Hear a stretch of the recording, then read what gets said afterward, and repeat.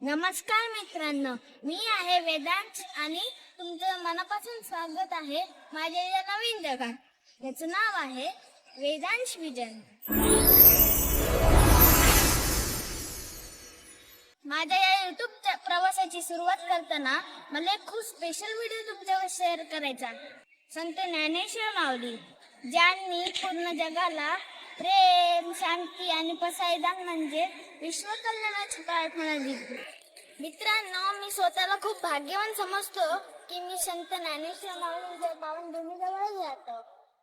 माऊलींची भक्ती लहान मुलांपर्यंत पोहोचावी म्हणून माझ्या आईने मला संत ज्ञानेश्वर माऊलींची भूमिका करायला सांगितली. या व्हिडिओमध्ये जे पसायदान मी म्हटलं आहे त्याचा अर्थ माझ्या आईने मला खूप सोप्या शब्दात लिहून दिला होता.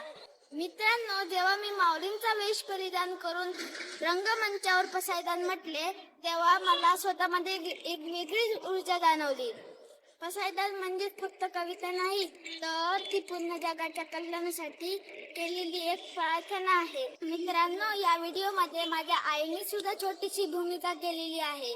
मला या भूमिकेसाठी द्वितीय पारितोषिक देऊन गौरविण्यात आले, जो माझ्यासाठी आणि माझ्या आई वडिलांसाठी खूप अभिमानाचा क्षण होता.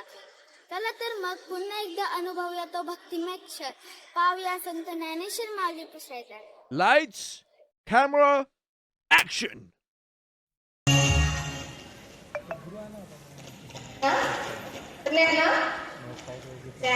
बोल मावशी. अरे त्यांना तुझे बी काय घेतलेच ना हो, त्यामुळं माझ्यासारख्या अडाणी बाईला बी पंख फुटल्यावर झालंय बघ. अरे तुम्ही समधी पोरं, भोजलिंग काका, विठ्ठल पंत मला जेव्हा गीतेबद्दल सांगायचंच ना तेव्हा मला काय बी कळायचं नाही बघ. पण हा एक मात्र कळायचं की हा ना कोणता तरी अनमोल खजिना आहे जो मला कधी बी गावणार नाही. आता तू मराठीतनं गीतं सांगितली तर तो खजिना मला गावल ना. हो का बरं मावशी, आलं माझं ध्यानी. बरं नाही ना, तू तुझं काम कर, मी आलीच ना. हो मावशी.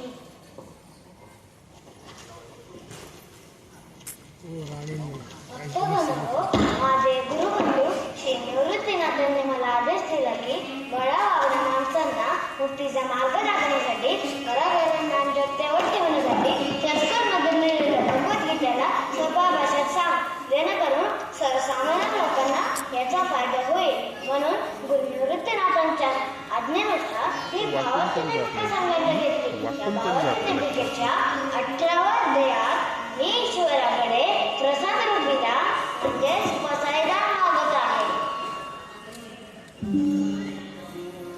आता विश्वात्मके देवे येणे वाग्यज्ञे दोषावे तोषोनी मध्यावे पसायदाने जे कळामची व्यंकटी सांडो तया सत्कर्मी रती वाढ भूता परस्परे बड मैत्र जीवांचे.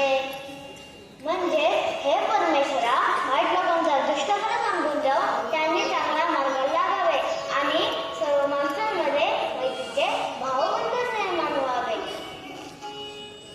दुरितांचे तिमिर जाओ, विश्वसुख पाहो, जो देवांचे तुझे गाओ, प्राणी जात. म्हणजे वाईट लोकांच्या जीवनातील अंधार दूर होऊन सर्व विश्वास, सर्व विनोदी सूर्याचा उदय हो, सर्व प्राणी माताच्या सर्व चांगल्या इच्छा पूर्ण हो.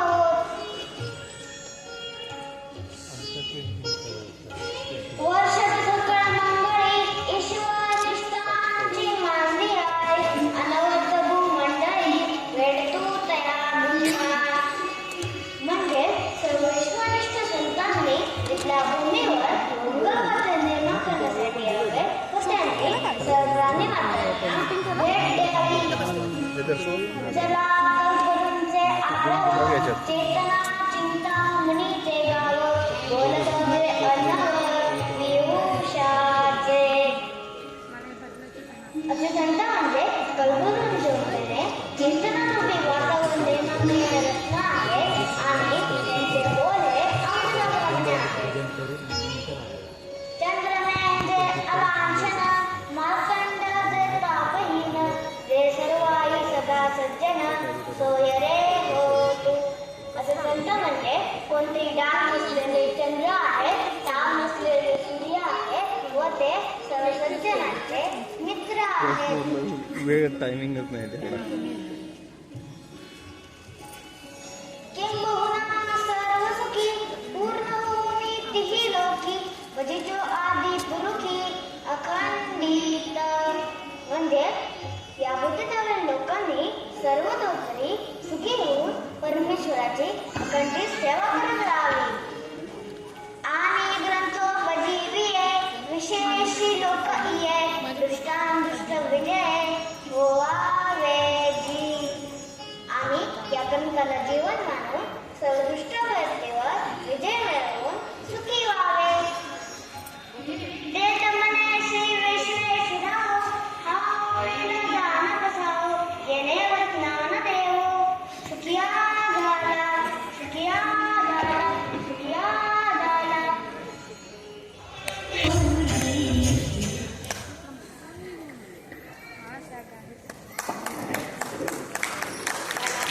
आता बघ, आपल्यासमोर कोणतंही मोठं संकट येऊ दे, त्याला मी खंबीरपणे सामोरं जाऊ शकेल एवढे मला बळ मिळाले बघ. अगं मावशी, ही तर सारख्या विठुरायाचीच कृपा, ही तर फक्त निमित्त.